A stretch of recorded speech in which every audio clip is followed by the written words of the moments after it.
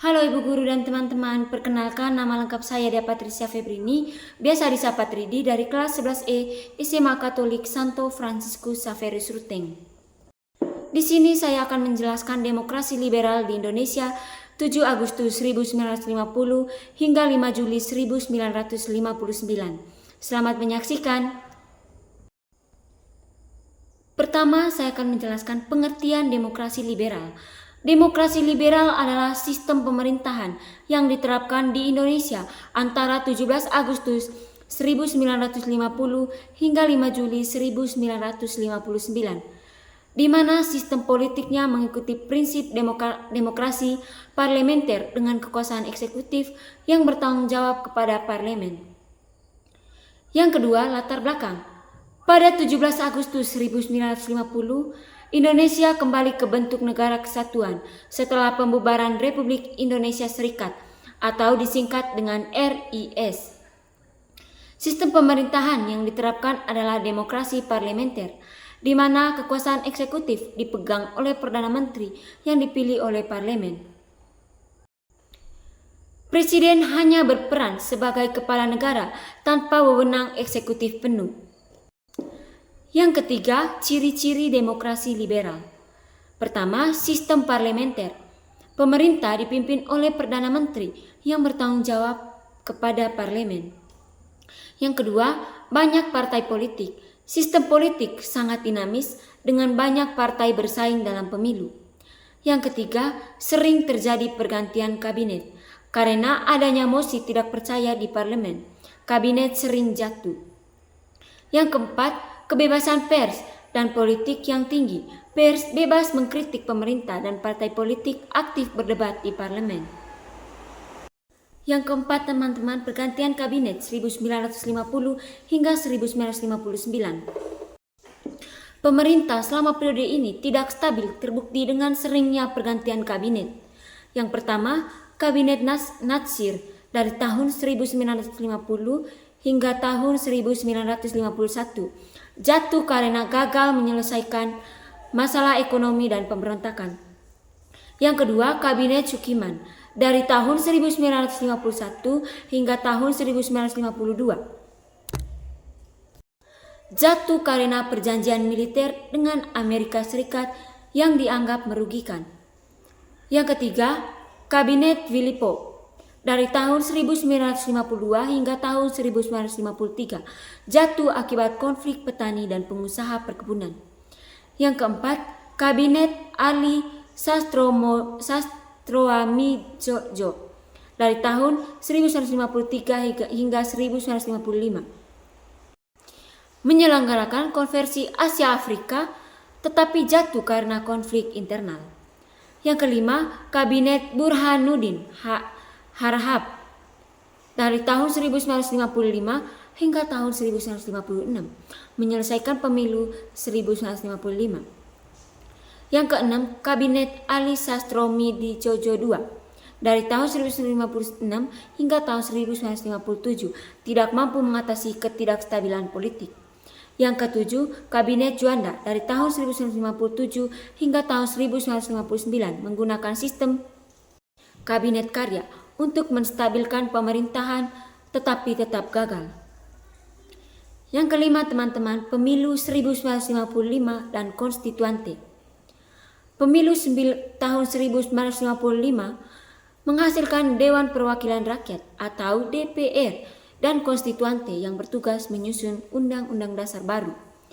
Namun, konstituante gagal mencapai kesepakatan mengenai dasar negara, terutama dalam perdebatan antara Pancasila vs Islam sebagai dasar negara.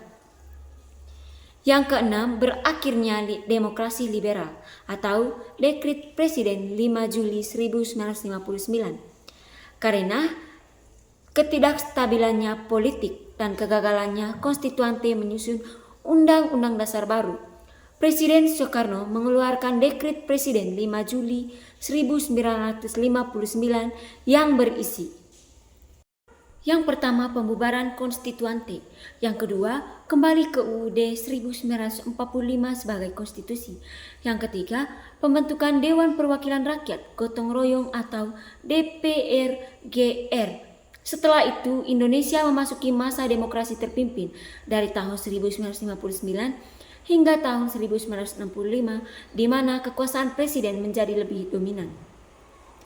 Jadi teman-teman, dapat disimpulkan bahwa periode demokrasi liberal dari tahun 1950 hingga tahun 1959 ditandai dengan kebebasan politik yang tinggi tetapi juga ketidakstabilan pemerintahan. Seringnya pergantian kabinet dan persaingan antar partai membuat sistem ini dianggap tidak efektif, sehingga akhirnya digantikan oleh demokrasi terpimpin melalui Dekret Presiden 5 Juli 1959. Baik Ibu Guru dan teman-teman, berikutnya saya akan menjelaskan terkait materi demokrasi terpimpin dari 5 Juli 1959 hingga tahun 1965. Pertama, pengertian demokrasi terpimpin. Demokrasi terpimpin adalah sistem pemerintahan di Indonesia yang berlangsung dari 5 Juli 1959 hingga 1965, di mana kekuasaan terpusat pada Presiden Soekarno. Sistem ini mengurangi peran partai politik dan parlemen, sementara peran presiden militer dan PKI atau Partai Komunis Indonesia semakin kuat. Yang kedua, latar belakang. Sistem ini dimulai setelah Presiden Soekarno mengeluarkan Dekret Presiden 5 Juli 1959 yang berisi pembubaran konstituante, kembali ke UUD 1945, pembentukan DPR-GR. Yang ketiga, ciri-ciri demokrasi terpimpin. Yang pertama, kekuasaan presiden yang dominan Soekarno menjadi pimpinan utama dalam segala aspek pemerintahan. Yang kedua, peran partai politik melemah. Partai politik kehilangan pengaruh, kecuali PKI yang semakin kuat. Yang ketiga, militer berperan besar dalam politik. TNI memiliki peran aktif dalam pemerintahan dan keamanan. Yang keempat, konsep Nasakom. Soekarno mencoba menyatukan nasionalisme atau NAS, agama atau A, dan komunisme atau KOM atau KOM, agar semua kelompok bisa bersatu. Yang kelima, ekonomi yang tidak stabil. Inflasi tinggi dan banyak proyek mercusuar seperti pembangunan Monas, Gelora Bung Karno, dan proyek luar negeri. Yang keempat, kebijakan penting dalam demokrasi terpimpin. Pertama, pembentukan MPRS dan DPR-GR, Majelis Permusyawaratan Rakyat Sementara atau MPRS, menggantikan parlemen hasil pemilu tahun 1955. Dewan Perwakilan Rakyat Gotong Royong atau disingkat DPR-GR berisi anggota yang dipilih oleh presiden. Yang kedua, konfrontasi dengan Malaysia dari tahun 1963 hingga tahun 1965.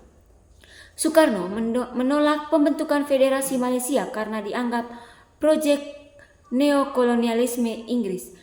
Indonesia melancarkan ganyang Malaysia, termasuk mengirim pasukan ke perbatasan. Yang ketiga, politik luar negeri yang berani. Indonesia keluar dari PBB pada tahun 1965, sehingga bentuk protes terhadap dominasi negara barat. Meningkatkan hubungan dengan blok komunis atau Uni Soviet dan Cina. Yang keempat, kemunculan PKI sebagai kekuatan politik besar. PKI semakin kuat dan mendapat dukungan dari Soekarno. PKI mengusulkan pembentukan Angkatan Kelima atau buruh dan petani bersenjata yang ditentang oleh TNI Angkatan Darat. Yang kelima, akhir demokrasi terpimpin. Demokrasi terpimpin berakhir dengan peristiwa G3OS atau PKI pada 30 September 1965, di mana terjadi pembunuhan terhadap 6 jenderal TNI Angkatan Darat. Setelah peristiwa itu, kekuasaan Soekarno mulai melemah dan akhirnya pada 11 Maret 1966, Super Semar diberikan kepada Jenderal Soeharto yang kemudian mengambil alih pemerintah dan mengakhiri era demokrasi terpimpin. Jadi teman-teman, Kesimpulannya, demokrasi terpimpin memberikan stabilitas politik awal, tetapi akhirnya berujung pada kekacauan karena ekonomi yang memburuk, ketegangan politik, serta meningkatnya konflik antara TNI dan PKI. Sistem ini akhirnya diganti oleh Orde Baru di bawah kepemimpinan Soeharto pada tahun 1966. Terima kasih atas perhatiannya. Sekian dari saya. Hai guys, come back with me. Good afternoon guys. Now I'm the elementary school room SDN Ulu Belang. I came here to do my homework.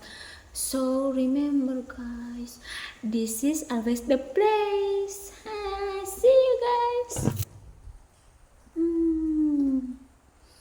Classroom, remember.